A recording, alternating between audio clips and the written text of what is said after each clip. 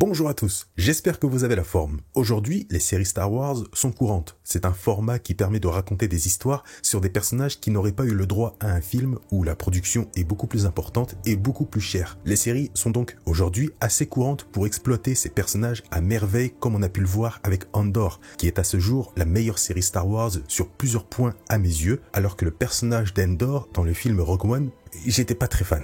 Bref. Tout ça pour dire que les séries Star Wars aujourd'hui sont beaucoup plus populaires. Ce qui n'a pas toujours été le cas, notamment à l'époque. Laissez-moi vous parler aujourd'hui d'une série Star Wars que vous n'avez jamais vue puisqu'elle a tout bonnement été annulée. Star Wars Underworld.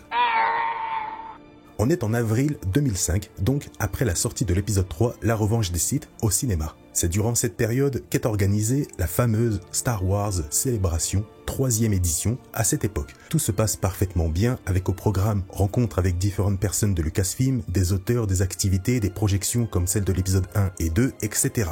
L'événement est sur 4 jours. Et c'est lors du 3e jour, le 23 avril, que George Lucas monte sur scène et annonce publiquement la mise en chantier d'un nouveau projet Star Wars. Pas un nouveau film, mais bien une série. Et c'est une première, puisque cette série, au contraire de Clone Wars, qui à l'époque était assez courte mais surtout animée, la série de George Lucas titrée Underworld était prévue pour être la première série Star Wars en prise de vue réelle. Tout le monde est surpris de cette annonce. Une série Star Wars en live action, c'est dingue. Lucas livre des tas d'infos sur sa future série. Et le moins qu'on puisse dire, c'est qu'il voit les choses en très grand à ce moment-là pour sa série. Déjà, première chose, 100 épisodes sont prévus pour Star Wars Underworld. Mais il se décide en interne pour en avoir 400 en plus, faisant en tout 500 épisodes. Ce qui est une chose très osée à l'époque où le média de la série n'est pas aussi répandu que maintenant. L'autre chose qui est encore plus étonnante, chaque épisode de la série feront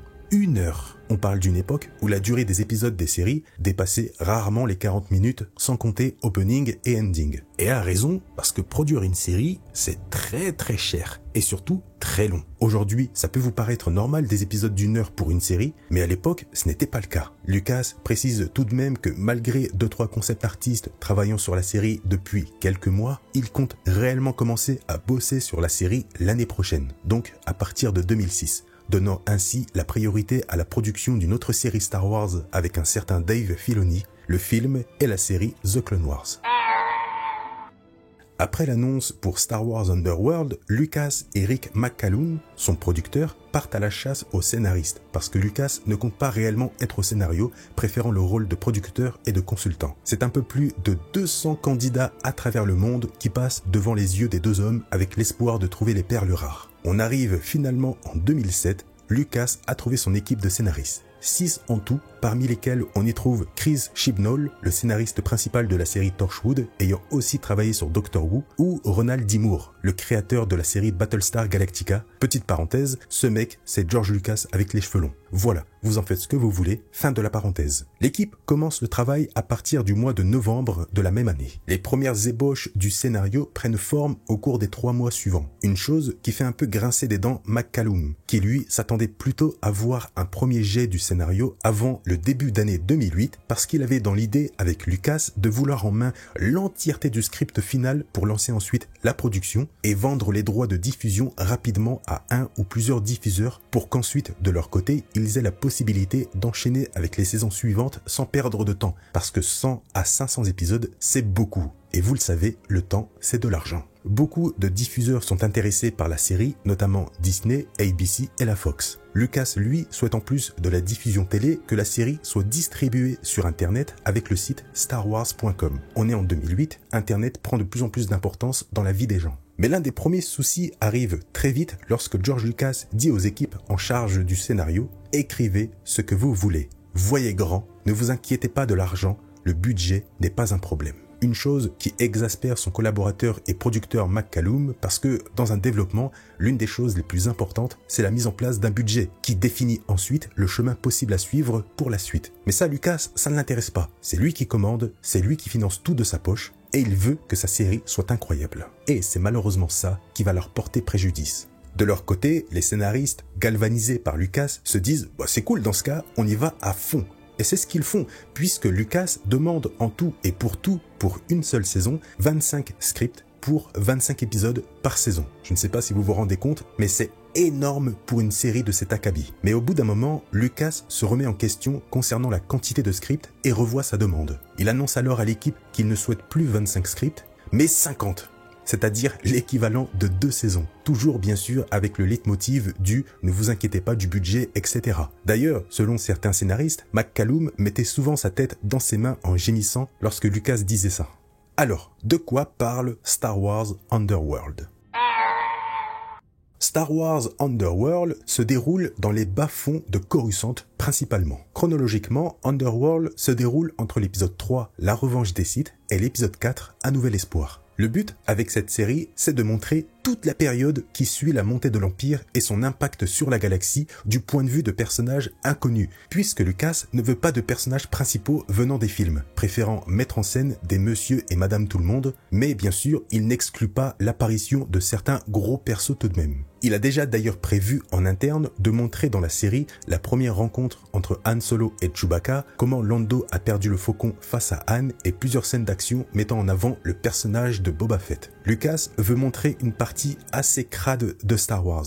Quelque chose de sombre et froid, mais surtout réaliste. Le projet est d'ailleurs qualifié de Deadwood dans l'espace. Deadwood étant une excellente série d'HBO assez crue et réaliste, se passant dans l'Amérique des années 1876. En plus d'avoir 2-3 autres inspirations, comme celle du Parrain ou des films noirs des années 40. Selon Lucas, la série est très riche concernant le lore, avec beaucoup de personnages, soit créés pour l'occasion, ou venant de romans déjà parus auparavant, puisque l'un des objectifs avec Underworld est de mettre en avant le cross-média, c'est-à-dire prendre des éléments de certains romans, comics, jeux, etc. pour les incorporer dans la série, ou faire l'inverse, incorporer des choses d'Underworld dans de futurs romans, jeux, etc. Lucas d'ailleurs prévoyait à l'époque d'incorporer certains éléments du jeu Le Pouvoir de la Force dans sa série et inversement en mettant des choses d'Underworld dans le jeu. Par contre, Lucas met un point d'honneur à ne pas mettre de Jedi dans sa série. Il veut des monsieur et madame tout le monde. Bien sûr, les gens parleraient de Dark Vador, de Palpatine, sans pour autant qu'ils apparaissent à l'écran.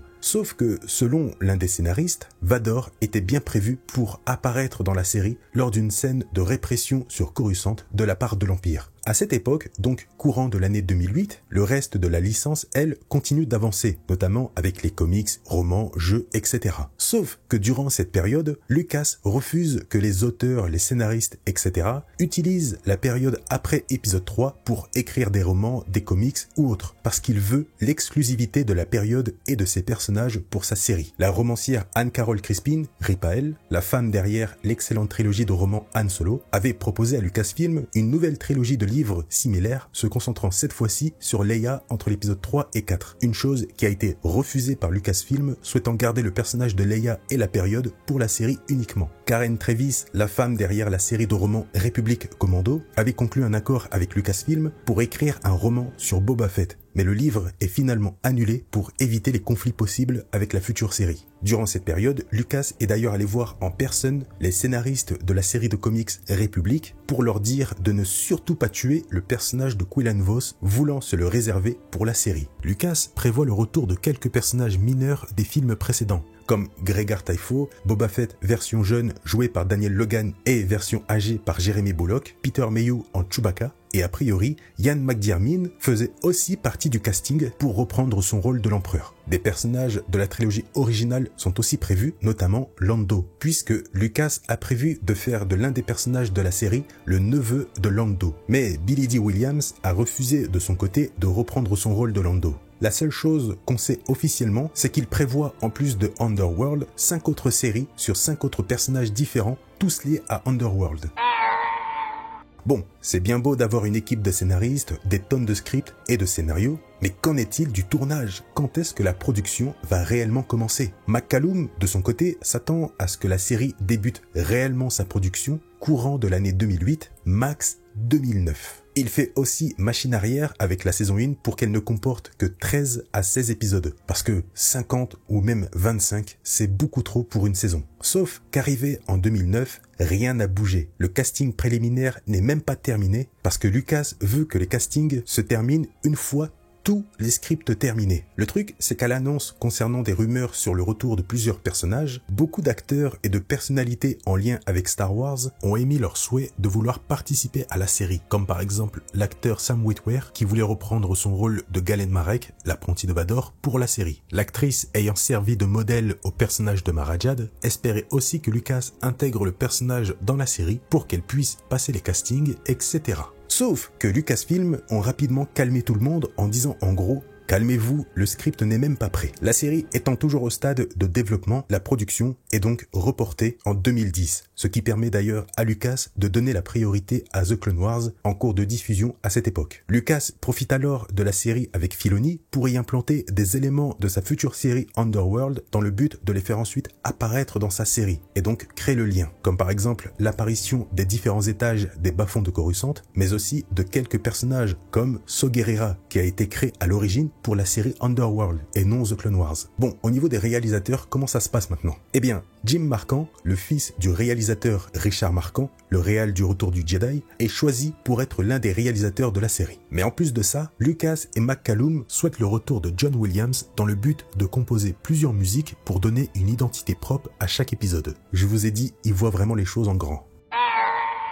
Bon, 2010 arrive et toujours aucune nouvelle de Underworld. Les scénaristes de leur côté ont produit plus d'une 50aine d'heures de script pour la série, mais pour être large au niveau des idées, McCallum et Lucas leur demandent une 100aine d'heures de script. Rajoutez à cela que Lucas ne souhaite pas utiliser des caméras habituellement utilisées pour les séries pour filmer Underworld, mais des caméras de très haute définition. Il est aussi prévu de faire revenir le technicien des effets spéciaux de la prélogie, mais aussi celui des effets visuels pour la série. Parce que oui, en plus de tout ça, Lucas souhaite que Underworld n'ait pas l'air d'une simple série. Il veut un truc qui envoie sévère visuellement. Et en plus des nombreux costumes et décors, il prévoit de tourner Underworld partout dans le monde. Vraiment, c'est incroyable de voir comment le budget, il est tellement osef pour eux dans cette aventure. Alors qu'ils sont réunis au Skywalker Ranch, Lucas estime qu'il peut produire la série pour $1 million par épisode, tandis que McCallum